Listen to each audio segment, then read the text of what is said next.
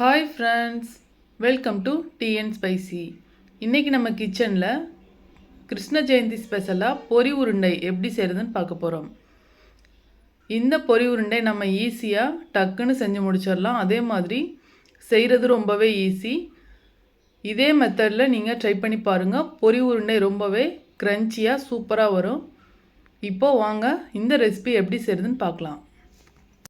வீடியோக்குள்ளே போகிறதுக்கு முன்னாடி நம்ம டீ அண்ட் ஸ்பைசி சேனலை மறக்காமல் சப்ஸ்கிரைப் பண்ணிக்கோங்க. கூடவே பெல் சிம்லையும் கிளிக் பண்ணிக்கோங்க. ஒரு பவுலில் 3 கப் அளவுக்கு பொரி சேர்த்துருக்கேன்.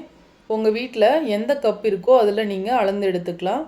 பொரி நல்லா ஃப்ரெஷ்ஷாக இருக்க மாதிரி பார்த்து எடுத்துக்கோங்க. இந்த மாதிரி நசுக்கி பார்த்தோம்னா நல்லா உடையணும். அந்தளவுக்கு கிறிஸ்பான பொரியாக எடுத்துக்கோங்க. இப்போது அதே கப்பில் 1 கப் அளவுக்கு வெல்லம் சேர்த்துக்கலாம். 1/2 கப் அளவுக்கு தண்ணி சேர்த்துக்கலாம். நாம் 1 கப் வெல்லத்துக்கு 3 கப் பொரி சரியாக இருக்கும். உங்களுக்கு இனிப்பு கம்மியாக வேணும்னா 3/2 கப் அளவுக்கு பொரி சேர்த்துக்கலாம். இப்போது இந்த வெல்லம் நல்லா கரையணும். நல்லா மிக்ஸ் பண்ணி விட்டுக்கோங்க. இப்போது வெல்லம் நல்லா கரைஞ்சி வந்திருக்கு. இதை நம்ம வடிகட்டி சேர்க்கணும். அதனால் இப்போது ஒரு ஃபில்ட்ரு வச்சிடலாம். வச்சுட்டு நம்ம வடிகட்டிக்கலாம். ஏன்னா கல் மண் தூசி இதெல்லாம் இருக்கும். இதை நம்ம ஃபில்ட்ரு பண்ணிவிட்டு திரும்பவும் நாம் கடாயில் சேர்க்க போகிறோம். இப்போது ஃபில்ட்ரு பண்ணி எடுத்துக்கலாம். சுத்தமான வெல்லமாக இருந்தால் நீங்கள் ஃபில்ட்ரு பண்ண வேண்டிய அவசியம் இருக்காது. நாம் இருந்தாலும் ஃபில்ட்ரு பண்ணி எடுக்கிறது நல்லது. இப்போது திரும்பவும் அதே கடாயிலேயே சேர்த்துக்கலாம். சேர்த்துட்டு இது பாகுப்பதம் வரணும். அந்தளவுக்கு நல்லா கொதிக்க வச்சு எடுக்கணும். இப்போது இந்த மாதிரி நொர ஸ்டேஜில் வந்திருக்கு. இன்னும் பாகுப்பதம் நம்மளுக்கு வரணும்.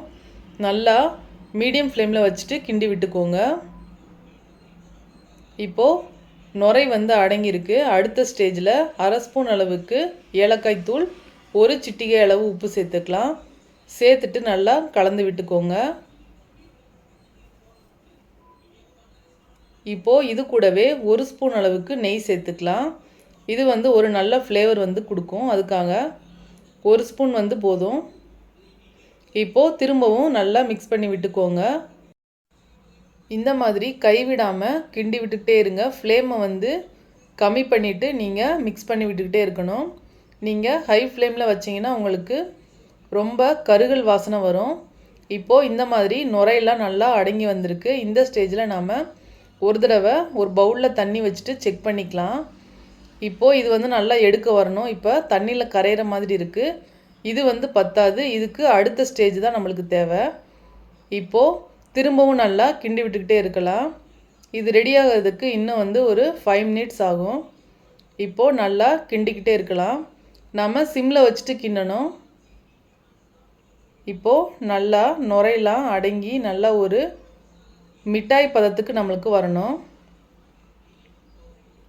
இப்போது திரும்பவும் ஒரு பவுலில் தண்ணி வச்சுட்டு நம்ம செக் பண்ணி பார்க்கலாம். இப்போது இதில் விட்டு பார்த்திங்கன்னா உங்களுக்கு எடுக்க வரணும்.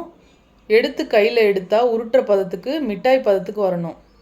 இப்போது இது சரியாக இருக்குது. இப்போது நம்ம ஆஃப் பண்ணிவிட்டு பொரியை சேர்த்துடலாம். சேர்த்துட்டு நல்லா கைவிடாமல் கலந்து விட்டுக்கிட்டே இருக்கணும். எனக்கு 3 கப் பொரி கரெக்டாக இருக்குது. உங்களுக்கு பொரி பத்தலைன்னா இன்னும் ஒரு 1/2 கப் கூட நீங்கள் சேர்த்துக்கலாம். இப்போது நல்லா கலந்து விட்டதுக்கப்புறமா ஒரு பிளேட்டுக்கு நான் மாற்றி வைக்கிறேன். ஏன்னா இதுலேயே நம்ம உருண்டை பிடிக்கிறதுக்கு ரொம்ப சூடாக இருக்கும். இப்போது நான் ஒரு பிளேட்டுக்கு மாற்றி வச்சுட்டேன். இப்போது கையில் நெய் இல்லைன்னா எண்ணெய் எது வேணால் நீங்கள் அப்ளை பண்ணிவிட்டு சூடாக இருக்கும்போதே நாம் உருண்டை பிடிச்சிடணும். இல்லைன்னா நம்மளுக்கு உருண்டை பிடிக்கிறதுக்கு வராது. லைட்டு சூடாக இருக்கும்போதே நீங்கள் இந்த மாதிரி உருண்டை செஞ்சிடணும். அப்போ தான் பொரி உருண்டை நல்லா உருண்டை பிடிக்கிறதுக்கு வரும். இப்போது ரெடி ஆயிடுச்சு. நம்ம சேனலில் ஈஸியான மெத்தடில் முறுக்கு எப்படி செய்கிறதுன்ற வீடியோ அப்லோட் பண்ணியிருக்கேன். வேணுங்கிறவங்க செக் பண்ணி பாருங்கள். இந்த வீடியோ பிடிச்சிருந்தா நம்ம சேனலை லைக் பண்ணுங்கள், ஷேர் பண்ணுங்கள், சப்ஸ்கிரைப் பண்ணிக்கோங்க. கூடவே பெல் சிம்லையும் கிளிக் பண்ணிக்கோங்க. தேங்க்ஸ் ஃபார் வாட்சிங்.